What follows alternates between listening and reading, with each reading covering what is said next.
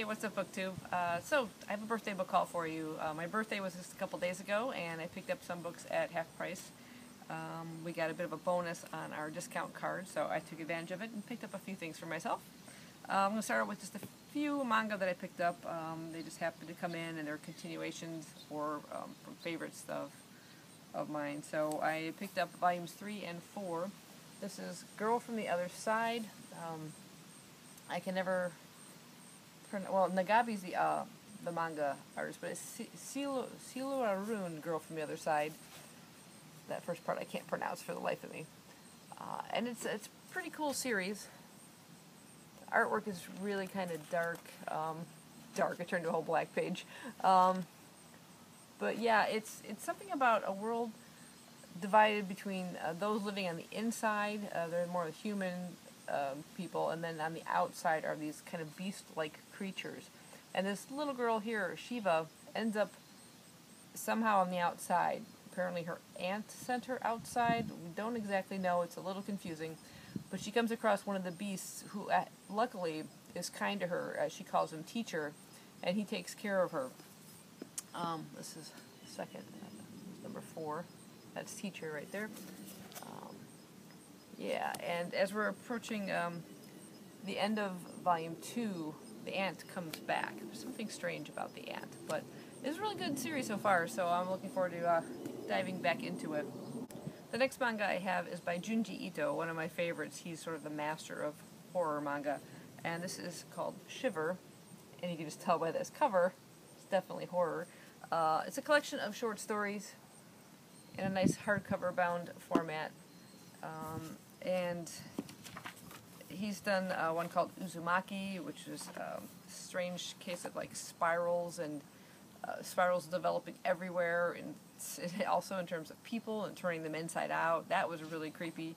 I read Tomi recently about a girl that just can't be killed, and every time she's like cut up, she creates like clones of herself, and that was really weird. But it's definitely not for the faint of heart. So yeah, I'm looking forward to checking out some of his short stories. These are chosen by the mangaka himself, and there's annotations and discussions like at the back of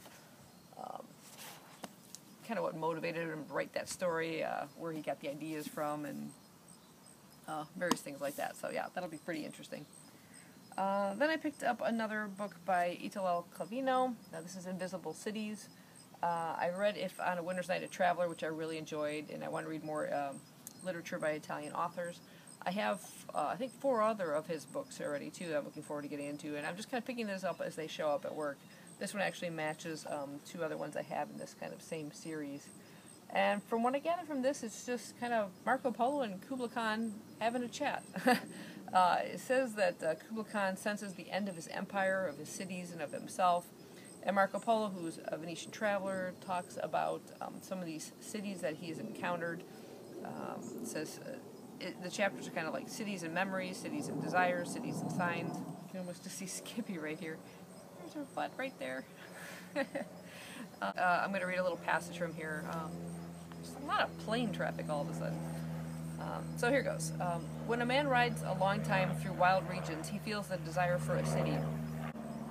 Finally, he comes to Isadora, a city where the buildings have spiral staircases, encrusted with spiral seashells, where perfect telescopes and violins are made, where the foreigner, hesitating between 2 women, always encounters a third, where cockfights degenerate into bloody brawls among the betters. He was thinking of all these things when he desired a city. Isadora, therefore, is the city of his dreams, with one difference.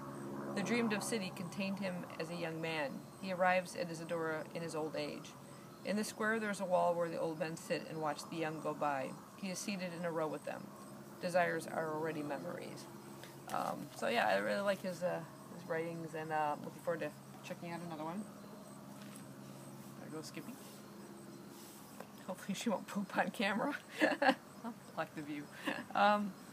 Next up I picked up a couple of kind of books that we buy from publishers, sort of like bound up new releases. And one of those was Journey to the Center of the Earth by Jules Verne. Read 20,000 Leagues Under the Sea. I've read Around the World in 80 Days, but I've actually never read this particular book, and I've seen couple movie versions of it, and yeah, I'd really love to kind of dive into that. Just a thin little classic, should be interesting. And then I also picked up another one in these kind of series. This is The Yellow Paper and All Other Stories by Charlotte Perkins Gilman. Now, this is one of the first things I read at the beginning of the year was the short story The Yellow Wallpaper. It's about a woman who's confined to her room by her husband for the sake of her health. Nothing to distract her, it says, apart from the patterns of the wallpaper itself, and she slowly spirals into insanity.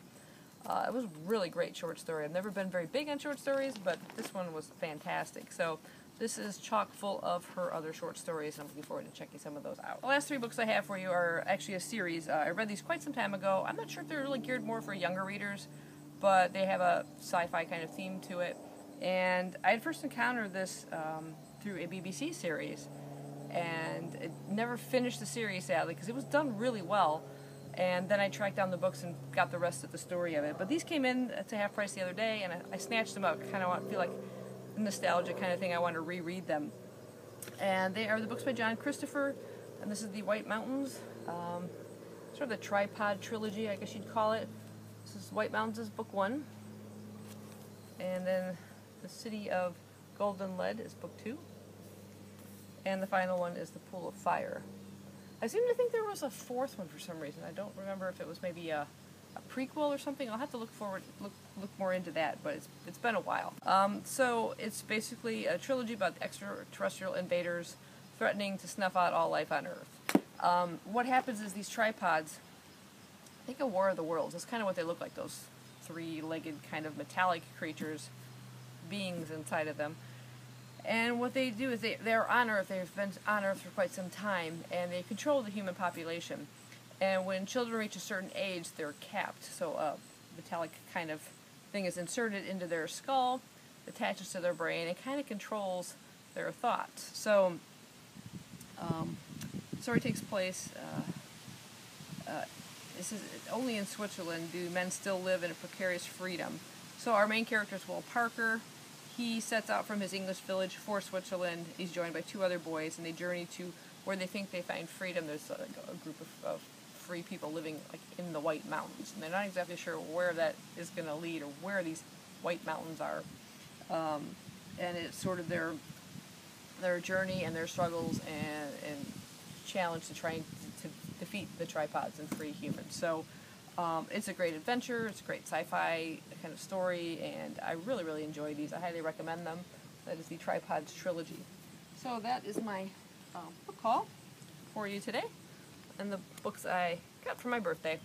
So I hope you guys enjoyed this. If you have read any of these before, let me know what you thought of them.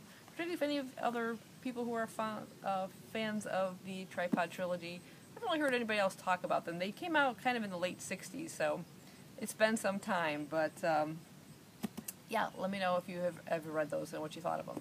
So I'll see you guys next time. Bye-bye. I read these quite some time ago. And